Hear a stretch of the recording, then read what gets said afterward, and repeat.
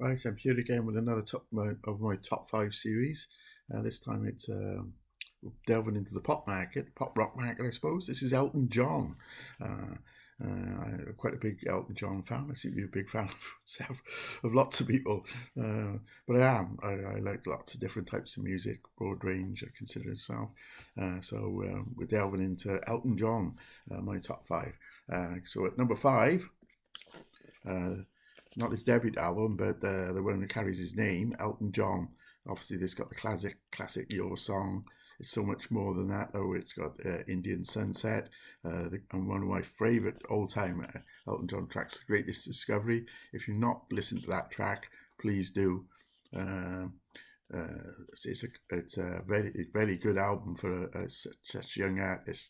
You remember that John and Tobin were barely out of their teens, or if they were still in their teens when they were writing this music. In at number two is a sort of concept album, if you want, a Tumbleweed Connection. Bernie Taupin is famous for his love of the West, and it felt full fruition on this album. Come Down in Time, another classic track. There are so many on here, and this is in at number four. As with all my top fives, they change on another day, but it's pretty close particularly between this top five. In at number three, I think Elton has actually said this is, if not his favourite album, this is Madman Across the Water.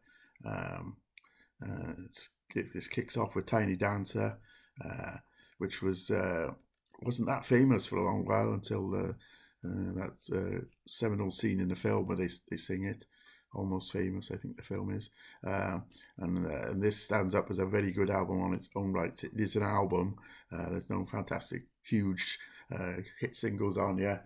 I just reminded myself, Levon, that's another one of my favourites at the kickoff. Indian Sunsets on here, as I said, I think I incorrectly said it was on the Elton John album, but I correct myself there. Goodbye, Across the Water, Madman Across the Water itself. It's a very strong album. If you haven't heard it and have got any interest in Elton John, I persuade you to listen to that one. Number two, Captain Fantastic. This has always been one of my favourites, right from the cover, right through to the music. It's quite a good package of strong songs, and Elton and Bernie are there. Elton's Captain Fantastic and the Downright Cowboys, Bernie Taupin. In my view, possibly, and I'm leaving myself wide open for argument here, the best songwriters there's ever been in the pop rock field. Yes, the immense quality of the work, even right up to this day. The recent albums, maybe not up to this standard, but they're still very, very good albums. Finally, at number one in my thing, it's the immense double album, Goodbye Yellow Road. Where do you start with this album? This will always be number one if someone asks me what my Elton John's at. I think this is Pierce the Resistance, his magnum opus. Him and Bernie Taupin.